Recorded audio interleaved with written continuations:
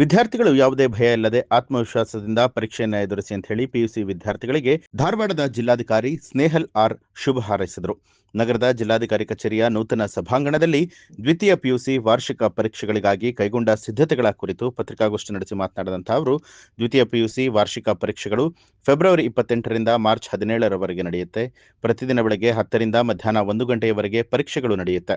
ಇನ್ನು ಪ್ರಸಕ್ತ ಸಾಲಿನಲ್ಲಿ ದ್ವಿತೀಯ ಪಿಯುಸಿ ವಾರ್ಷಿಕ ಪರೀಕ್ಷೆಗೆ ಒಟ್ಟು 26,954 ವಿದ್ಯಾರ್ಥಿಗಳು ನೋಂದಾಯಿಸಿಕೊಂಡಿದ್ದಾರೆ ಅಂತ ಹೇಳಿದ್ರು.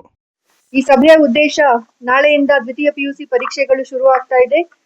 ಸೊ ನಾಡಿನಾದ್ಯಂತ 28/2/26ರಿಂದ 17/3/26ರವರೆಗೆ ದ್ವಿತೀಯ ಪಿಯುಸಿ ಪರೀಕ್ಷೆಗಳು ಶುರು ಆಗ್ತಾ ಇದೆ. ಇದು ಮೊದಲನೇ ಪರೀಕ್ಷೆ ಆಗುತ್ತೆ ಈ ವರ್ಷದ್ದು. ಈ ಪರೀಕ್ಷೆಗಳು ನಮ್ಮ ಜಿಲ್ಲೆಯಲ್ಲಿ ಸುಮಾರು 26,954 ಮಕ್ಕಳು ಬರಿತಾ ಇದ್ದಾರೆ. ಈ ಪರೀಕ್ಷೆಗಳು ಬೆಳಗ್ಗೆ 10 ಗಂಟೆಯಿಂದ 1 ಗಂಟೆವರೆಗೂ ನಡೆಯುತ್ತೆ. ಯಾವುದೂ ನಮ್ಮಲ್ಲಿ ಸೂಕ್ಷ್ಮ ಕೇಂದ್ರ ಇಲ್ಲ. ಒಟ್ಟು 43 ಪರೀಕ್ಷಾ ಕೇಂದ್ರಗಳಿದ್ದಾವೆ.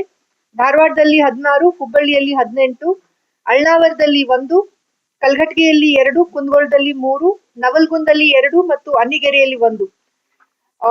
ಎಲ್ಲ ತಯಾರಿಗಳನ್ನ ನಾವು ಮಾಡ್ಕೊಂಡಿದ್ದೇವೆ. ಪ್ರತಿಯೊಂದು ಕೇಂದ್ರದಲ್ಲೂ ಕೂಡ ವೆಬ್ಕಾಸ್ಟಿಂಗ್ ವ್ಯವಸ್ಥೆ ಮಾಡಲಾಗಿದೆ. ಮತ್ತೆ ಜಿಲ್ಲಾ ಪಂಚಾಯತ್ ಕಚೇರಿಯಿಂದ ಈ ವೆಬ್ಕಾಸ್ಟಿಂಗ್ ಅನ್ನ ನಾವು ವೀಕ್ಷಣೆ ಮಾಡ್ಲಿಕ್ಕೆ ಅವಕಾಶ ಇರುತ್ತೆ. ಪರೀಕ್ಷಾ ಕೇಂದ್ರದ ಮುಖ್ಯ ಅಧೀಕ್ಷರ ಜೊತೆಗೆ ನಾವು ಮೀಟಿಂಗ್ ಅನ್ನ ಕೂಡ ಮಾಡಿ ಪರೀಕ್ಷೆನ ಸುಗಮವಾಗಿ ನಡೆಸೋದಕ್ಕೆ ಎಲ್ಲ ವ್ಯವಸ್ಥೆನ ಮಾಡ್ಕೊಳ್ಳೋದಕ್ಕೆ ನಾವು ಅವ್ರಿಗೆ ತಿಳಿಸಿದ್ದೀವಿ. ಪರೀಕ್ಷೆ ಕೇಂದ್ರದ ಸುತ್ತಮುತ್ತ ಇರುವಂತಹ ಏನು 200 ಮೀಟರ್ ಜಾಗ ಇದೆ, ಅದನ್ನ ನಾವು ನಿಷೇಧಿತ ಪ್ರದೇಶ ಅಂತೂ ಗುರುತಿಸಿ ಅಲ್ಲಿ ಸೈಬರ್ ಸೆಂಟರ್, ಜೆರಾಕ್ಸ್ ಸೆಂಟರ್ಗಳೆಲ್ಲಾನು ಎಕ್ಸಾಮಿನೇಷನ್ ಮುಗಿಯೋವರೆಗೂ ಅನ್ನ ಕ್ಲೋಸ್ ಮಾಡ್ಲಿಕ್ಕೆ ನಾವು ತಿಳಿಸಿದ್ದೀವಿ. ಅದ್ರ ಜೊತೆಗೆ ಎಲ್ಲ ಕಡೆ ಎಲ್ಲೆಲ್ಲಿ ನಾವು ಪರೀಕ್ಷಾ ಗೌಪ್ಯ ಸಾಮಗ್ರಿ ಇದೆ ಮತ್ತೆ ಎಲ್ಲಿ ಪರೀಕ್ಷಾ ಕೇಂದ್ರಗಳಿದೆ ಅಲ್ಲಿ ಸುತ್ತಮುತ್ತ ಕೂಡ ಕ್ಯಾಮ್ರಾಗಳನ್ನ ಅಳವಡಿಸಿದ್ದು ಅಲ್ಲಿದೇನ್ ಆಗು ಹೋಗುಗಳಿದೆ ಅದನ್ನ ನೋಡೋದಕ್ಕೆ ನಾವು ವೆಬ್ಕಾಸ್ಟಿಂಗ್ ಅನ್ನ ವ್ಯವಸ್ಥೆ ಮಾಡ್ಕೊಳ್ಳಾಗಿದೆ. ಇದಲ್ಲದೆ ಪೊಲೀಸ್ ಬಂದೋಬಸ್ತ್ ಕೂಡ ಎಲ್ಲ ಮಾಡಲಾಗಿದೆ. ಎಲ್ಲಾ ರೀತಿಯಲ್ಲಿ ನಾವು ಸುಸಜ್ಜಿತರಾಗಿ ತಯಾರು ಮಾಡ್ಕೊಂಡಿದ್ದೀವಿ.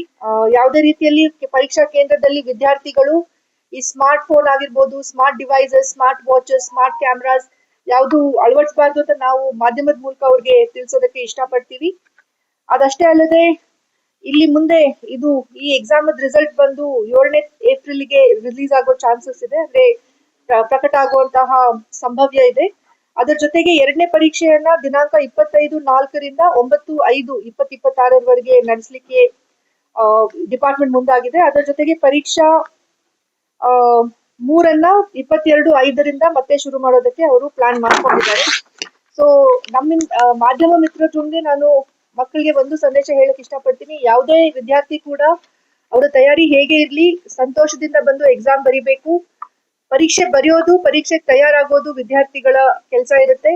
ಅದರ ರಿಸಲ್ಟ್ ಏನಿದೆ ಅದು ಮುಂದೆ ಬರುತ್ತೆ. ಅವರು ಯಾವುದಕ್ಕೂ ಹೆದರ್ಬಾರ್ದು, ಸಂತೋಷದಿಂದ ಬಂದು ಎಕ್ಸಾಮ್ ಬರಿಬೇಕು. ಆ ನಿಟ್ಟಿನಲ್ಲಿ ಅವ್ರಿಗೆ ಒಂದು ಸುವ್ಯವಸ್ಥಿತ ಎಕ್ಸಾಮಿನೇಷನ್ ವಾತಾವರಣವನ್ನ ಕ್ರಿಯೇಟ್ ಮಾಡ್ಲಿಕ್ಕೆ ನಾವು ಯತ್ನಿಸಿದ್ದೇವೆ.